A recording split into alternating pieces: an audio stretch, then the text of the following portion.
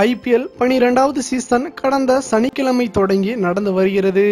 இதில் நேற்று இரவு 8 மணிக்கு நடந்த போட்டியில் மும்பை இந்தியன்ஸ் அணியும் டெல்லி டேர்டெவில்ஸ் அணியும் மோதின. இந்த போட்டியில் முதல் ரன்னை எடுக்க மட்டும்தான் போராடினார் ரிஷப் பண்ட். அதன் பின்னர் வான்கடேவில் வானவேடிக்கை நிகழ்த்தினார். 18 பந்துகளில் அரை சதம் அடித்ததன் மூலம் தோனியின் சாதனையை முறியடித்துள்ளார் ரிஷப் பண்ட்.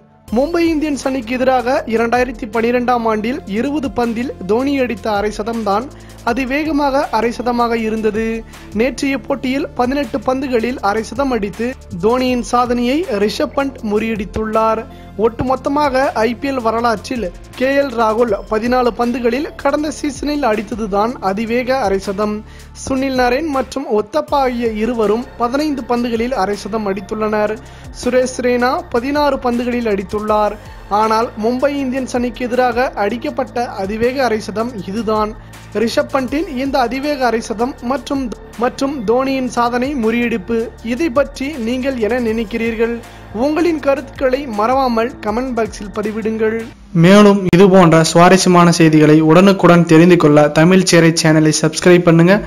மறக்காம பெல் ஐக்கானை கிளிக் பண்ணுங்க.